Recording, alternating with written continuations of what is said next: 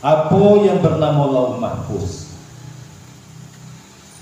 Jadi selama ini Lauh Mahfuz ini tentang catatan-catatan yang akan kita jalani. Cara kitanya papan tulis yang dipelihara, Sambungkan dengan papan tulis kita yang ada di dunia ini tidak sama. Daripada apakah Lauh Mahfuz itu sebelahnya dari batu delimo. Jadi kalau ada orang di dunia ini itu batu delimo itu penipu. Karena ini bahan baku daripada Lauh Mahfuz yang merah.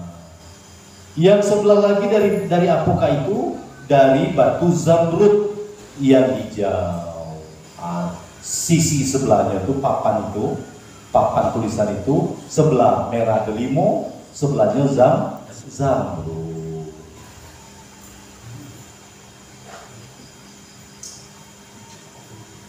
Dari mana dapat keterangan ini? Dari kitab-kitab yang besar. Apa penulisnya?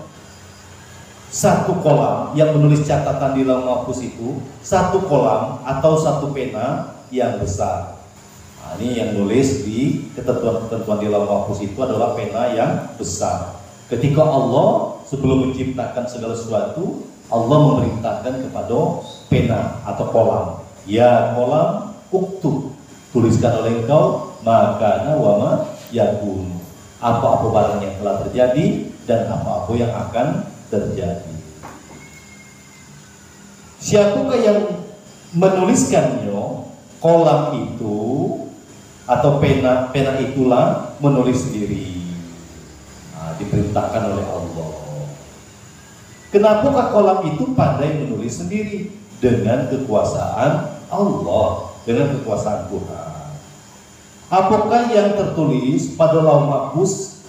Pada Lauh Mahfuz itu apa yang tertulis? Segala yang telah terjadi dan yang bakal terjadi. Kita ngaji malam ini bukan karena kita ini pandai, bukan karena kita ini alim, bukan karena kita ini hebat, tapi karena ada tulisannya di Lauh Mahfuz itu. Kalau ada orang yang masih terganggu dengan kejadian yang terjadi di muka bumi ini, berarti memang bukan mata kepala yang buta, tapi mata hati yang buta. Tulisan yang ada di Lauh Mahfuz itu yang terjadi. Ngaji malam ini duduknya di mana, pakai baju apa, datangnya jam berapa. Ini ada kan di Lauh Mahfuz ketetapan itu. Nah tinggal bagaimana kita menyikapinya. Kalau ketetapan kita baik, kita bersyukur. Kalau ketetapan kita buruk, kita bertobat minta ampun. Kalau ketetapan kita sakit, berbagai macam masalah, maka kita bersabar. Ini cara menyikapi ketetapan yang sudah ditetapkan sejak zaman azali. Jadi bukan ketetapannya yang salah, tetapi adalah sikap yang kita ambil untuk menghadapi ketetapan itu. Mana salahnya? Lagi senang bukan main. Hitam manis, pokoknya kemana pergi, bawa joget Anda. Ngapa lagi senang? Kalau lagi susah, sakit, masalah bertubi-tubi, mulai. Apakah salahku dan apa dosaku? Oh, kalau dijawab Tuhan, dosa kau galau isi dunia itu. Sampai ku begini. Bertanya dulu lah, apa salahnya? Kalau dosa wadah lo. Kemudian kalau seandainya ketetapan itu elok dijadikan ngaji tidak bersyukur sama baik. Jadi ketika elok kita yang mulai dari pagi inilah kita ingat apa yang kita lakukan mulai dari pagi sampai dengan malam hari ini, banyak baiknya bersyukurlah. Siapa yang bersyukur maka akan ditambah nikmatnya. La in syakartum la azidannakum wa la in kafartum inna azabi la syadid. Kadang-kadang untuk bersyukur itu tidak perlu nunggu duit sampai 5 miliarnya atau pangkatnya jadi gubernurnya baru bersyukur. Kita umpamanya selesai ngaji, alhamdulillah. Selesai buka bismillah, alhamdulillah. Terus awali pekerjaan kita tuh seperti itu. Sehingga kita selalu dari awal dan selesai pekerjaan itu di dalam ridho Allah.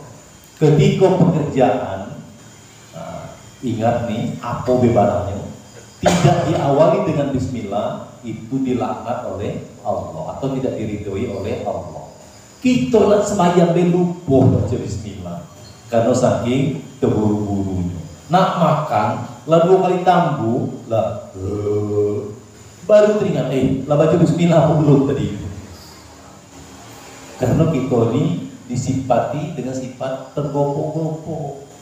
Lah dibilang ojo kesusu, ojo dume, ojo gumunan, ojo gerusa-gerusu. Kita ini senangnya gerusa-gerusu, buru-buru galau. Sehingga kita tidak tertib di dalam melakukan sesuatu dan tidak sadar, bercakap buru-buru, sehingga akhirnya ketika kalimat salah yang terlepas, nyesal di dalam hati kita. Inilah yang terus kita perbaiki. Sampai kemana itu dengan kekuatan. Apakah yang tertulis pada lauh mahfuz itu? Segala yang telah terjadi dan bakal terjadi. Ada Qurankah pada lauh mahfuz? Ada. Nah ini kita sudah belajar kemarin bagaimana proses turunnya Al-Quran. Setelah ditulis di lauh mahfuz, disalin oleh malaikat Mikail, Mikail diserahkan kepada Jibril, Jibril menyampaikan kepada Nabi Muhammad, Nabi Muhammad menyampaikan kepada para sahabat sampailah kepada kita pada hari ini.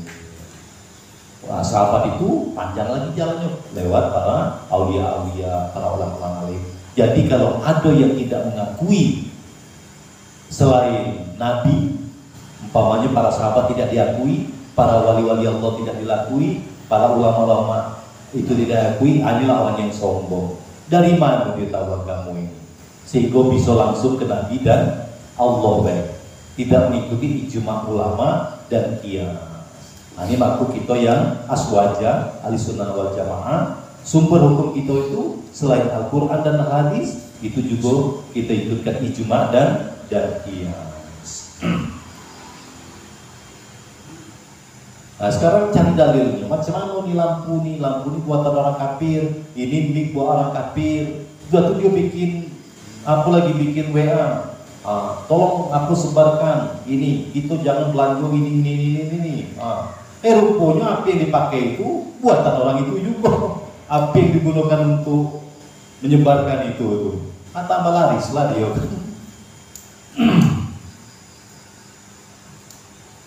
Mana dalilnya dari Quran? Bal huwa Qur'anu mujidun fil lauhin mahfuz. Apa maknanya? Bahkan Quran yang mulia ada pada lauh mahfuz. Sekali lagi lauh mahfuz ini adalah papan yang sangat besar. Sebelahnya merah delimo, sebelahnya zamrud. Adakah lauh mahfuz itu nasib kita, bagian-bagian kita? Ada, lah ditulis galau. Bersyukurlah pada hari ini di akhir-akhir hayat kita ini kita dijadikan orang. Inilah tulisan kita yang patut kita syukuri. Bukan ada cita-cita. Kalau saya tidak punya cita-cita, nak ngaji, nak belajar apalagi sampai tiap malam, dah kate. Semuanya berjalan sesuai dengan tulisannya. Kita ikutilah. Dan ketika itu baik, maka bersyukurlah. Yang belum baik, banyak-banyak istighfar, banyak-banyak minta ampun, tetap baik jadinya. Asal sikap itu betul, ngapu ngaji payahnya, segannya, banyak-banyak minta ampun. Karena apa? Permasalahannya itu di dalam hati. Dinding yang ada yang kita lihat itu cuma kita dewe yang merasakannya. Orang lain tidak tahu. Apalah, waktulah bebas, tidak punya lagi halangan, anak-anak ada anak diurus. Cuman di dalam ini banyaknya urusannya. Hati kita yang terdidik, bukan orang lain yang membimbingi, tidak ada yang menghalangi. Kenapa kita untuk sesuatu yang sifatnya dunia kita mati-matian, kita berani mengorbankan nyawa kita, sakit pun kita berangkat. Tapi begitu untuk Tuhan, begitu untuk agama, masih di Senawar sana hujan, tuh bunyi geluduk Senawar berapa puluh kilo dari Jambi, Senawar, lah dekat ke lewat manajer ya. Guduk-guduk sana. Di sini lo hujan lebat tuh. Di dalam gandum itu sudah hujan lebat. Ada ngaji ini. Sementara orang ngaji terus. Padahal kubur kita lah dekatnya. Mati tidak payah nunggu sakit, mati tidak payah nunggu ditabrak mobil. Sedang duduk, sedang ngaji ini pun kita bisa mati. Tapi sekali lagi, kalau cerita kematian tidak menggetarkan berarti keras. Hati kita itu dalam keadaan keras. Dan inilah yang nak kita terus upayakan supaya dilembut. Adakah pada Lauh Mahfuz itu turun naik harga barang beras selama 20.000? Ada tertulis di Lauh Mahfuz itu. Masih juga nak demo, masih juga barang lah sudah macam mana? Kita tengok kalau ada beli, tidak ada puasa, selesai. Kita ini banyak politiknya yang kita bukan berasnya. Ini yang bikin kita jadi hancur gara-gara situasi yang berkembang. Adakah atau tidak tanggal hari bulannya? Ada tertulis di Lauh Mahfuz. Adakah pada Lauh Mahfuz itu kitab-kitab dan buku-buku yang dikarang orang? Ada juga. Adakah pada Lauh Mahfuz itu nama pengarangnya? Ada. Yang ngarang belum ada, kitabnya sudah ada, manusianya belum ada. Sudah ada di Lauh Mahfuz. Apalagi yang ada pada Lauh Mahfuz, segala yang telah terjadi dan yang bakal terjadi. Mana dalilnya dari Quran? Wa kullu syai'in ahsaynahu fi imamin mubin. Apa maknanya? Dan bermula tiap-tiap sesuatu. Segala sesuatu apapun ada di dalam Lauh Mahfuz itu. Apa makna ihsanahu fi imamin mubin? Kami tuliskan semuanya pada Lauh Mahfuz. Apa maksudnya Imam Mubin? Itu nama lain daripada Lauh Mahfuz. Kalau demikian, banyaklah nama Lauh Mahfuz itu. Iya, memang banyak nama lainnya. Apalagi nama Lauh Mahfuz itu Kitabim Mubin.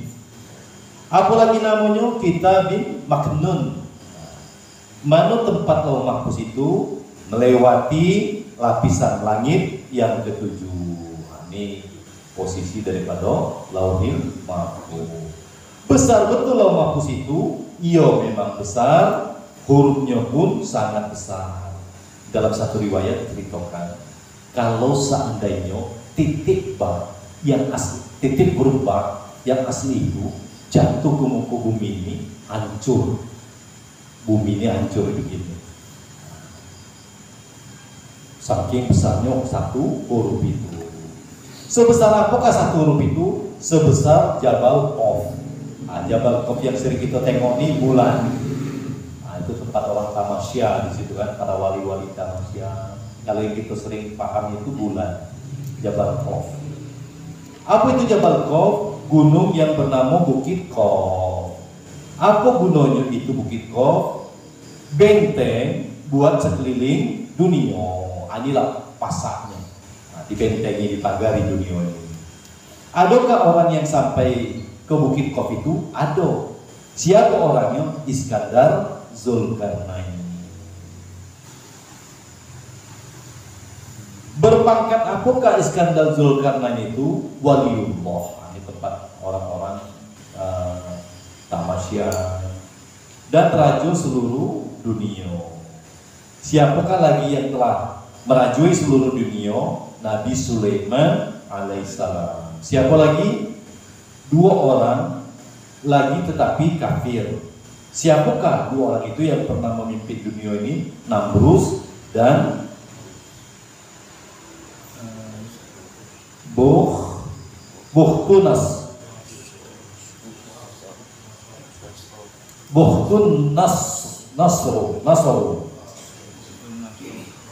Nasr.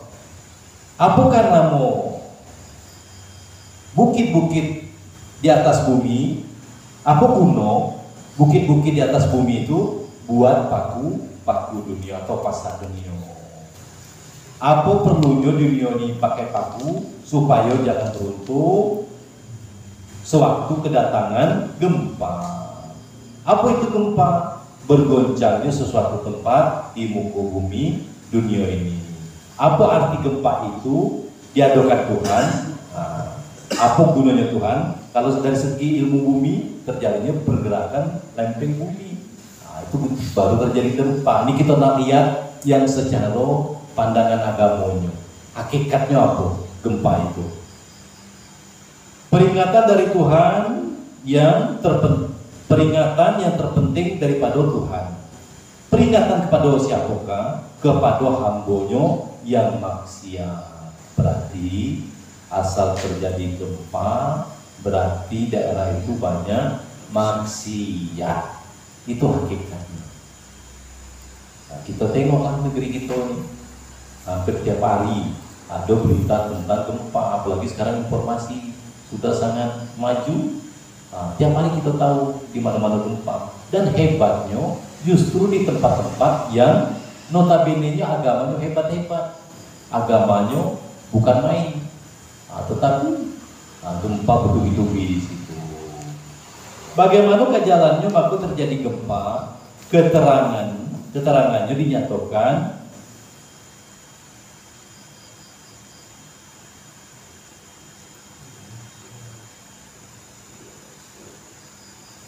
dinyatakan di Hasyiah kitab Iqna. Bagaimanakah keterangan yang di kitab itu? Di sekitar bukit Qaf ada uratnya. Ada urat ke dunia ini. Kemanakah ujung daripada urat yang di bukit Qaf itu? Pusatnya di bukit Qaf. Ada salur-salurannya, urat-uratnya ke seluruh tiap-tiap negeri di dunia. Menjalar dia. Pusatnya di bukit Qaf. Kemanakah ujungnya urat-urat itu? Ke seluruh tiap-tiap negeri dunia. Teruskanlah keterangan ini. Tiap-tiap satu urat ada malaikat padonyo. Malaikat apa? Malaikat yang gagah menunggu urat itu. Apa perlunya menunggu urat itu? Buat menunggu perintah Tuhan. Perintah apa? Buat mengguncangkan urat yang ditunggunya. Waktu bilokah malaikat itu diperintahkan untuk menggoncangkan itu? Waktu banyak dan buatnya orang-orang berbuat maksiat. Inilah jawabannya. Jangan ragu, jangan aku lagi, jangan kemana-mana lagi. Ketika ada gempa, banyak-banyaklah bertobat, banyak-banyaklah minta ampun. Berarti negeri kita sedang banyak maksiat. Urat manakah yang diguncangnya itu? Urat yang menuju ke negeri orang-orang yang durhaka itu. Patutlah gempa itu bertumpu-tumpu. Iya, memang begitu. Bagaimanakah? Nah, benarkah kata-kata orang gempa itu karena lempeng yang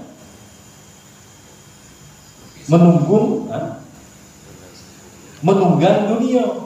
Dusta. Itu cerita dusta tuh. Ngalihkan isu, ngalihkan perhatian daripada yang sebenar. Tidak benar sekali-kali.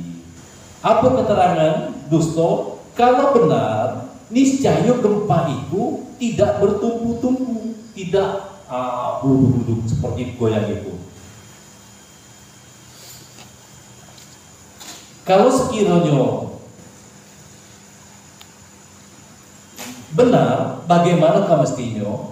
Kalau seandainya memang itu adalah lempeng bumi, itu tiap-tiap gempa atau saban-saban gempa mesti rato seluruh dunia itu. Merato kalau tidak ada lagi yang tingginya. Kenapa kata-kata orang? Sebab yang lain pun ada dari gempa ini. Iya, di dalam ilmu bumi memang ada. Bagaimana sebabnya? Kekerasan uap gunung berapi yang meletus. Itu saking kuatnya tekanan dari dalam gunung berapi. Bisakah bergempa keras atau tidak? bumi yang tidak berbukit seperti kita Jambi ini, bisa tidak gempa? Bisa sekali terjadi dengan pasti. Jadi jangan kita sangka bahwa kita di Jambi ini bakal aman deh. Bisa juga gempa. Yang pernah kita rasakan yang dekat itu di Kerinci. Negeri mana di seluruh dunia, di padang pasir yang luas, gempa juga kan? Iya, pasti gempa juga. Gempa juga kan yang tidak ada gunung berapinya, pasti gempa juga. Kuatkah goncangan atau tidak? Iya, sangat kuat tuh. Bagaimanakah betul-betul kuatnya itu? Banyak perempuan-perempuan yang gugur, keguguran anak. Keras betul guncangannya itu. Iya, memang keras sampai keluar isi bumi. Apa isi bumi yang keluar itu? Emas, perak, dan lain-lainnya. Di tahun bila kejadian itu, tahunnya tidak kita ketahui, tetapi pasti akan terjadi. Didapati dari mana pengetahuan ini? Dari pelajaran-pelajaran ilmu pasti. Nah, ini kita nak tahu mana yang dikatakan ilmu pasti. Selama ini ilmu pasti itu adalah matematika, fisika, IPA, itu ilmu pasti itu. Karena ada jurusan ilmu pasti. Mana dia ilmu pasti itu? Ialah pelajaran-pelajaran ilmu agama Islam. Inilah ilmu pasti itu. Bagaimanakah pastinya ilmu agama Islam itu? Segala yang diterangkan oleh agama Islam itu semuanya benar. Apa sebab ilmu agama Islam itu semuanya benar? Karena datangnya dari Tuhan yang mustahil salah. Gempa yang keras ini adakah dinyatakan di dalam agama Islam? Iya, ada tersebut di dalam Quran yang mulia. Bagaimana bunyinya? Iza zulzilatil ardu zilzalaha. Apa maknanya? Apabila digempakan, diguncangkan, bumi akan sebagai gempanya. Mana sambungannya? Wa akhrajatil ardu asqalaha. Apa maknanya? Dan mengeluarkan bumi itu akan segala isinya. Mana lagi keterangannya dari ayat Al-Quran? Yauma tarawnaha tadhalu kullu murdi'atin amma arda'an. Apa maknanya? Pada hari kami lihat, kamu lihat itu gempa, lupalah semua perempuan yang menyusui daripada anaknya. Lupa orang-orang yang sedang menyusui. Mana sambungannya? Wa tada'u kullu zati hamlin hamlaha. Apa maknanya? Dan melahirkanlah sekalian yang hamil akan anak. Langsung keluar anak yang di dalam perut itu. Percayakah atau tidak atas keterangan ini? Amanna billah sadaqallahul azim. Apa maknanya? Kita percaya kepada Tuhan yang telah benar, Tuhan yang maha mulia. Inilah dia kisah daripada apa-apa yang telah terjadi, apa-apa yang sedang terjadi, dan apa-apa yang akan terjadi. Semuanya tertulis di dalam Lauh Mahfuz. Nah, nengok Lauh Mahfuz, tengoklah yang kejadian pada hari ini yang bisa kita saksikan. Makanya ketika ada sesuatu yang tidak terlawat, tidak sesuai dengan hukum, dengan syariat, dengan adat, kita tidak bisa marah. Itulah tulisannya di Lauh Mahfuz itu, yang ketetapannya seperti itu. Apalagi kita nak membahasnya, nak berdebat-debat kita untuk mempertahankannya, tidak bisa. Tulisan sudah ada. Untuk negeri yang kemarin itu pemimpin yang cocok memimpinnya adalah perampok.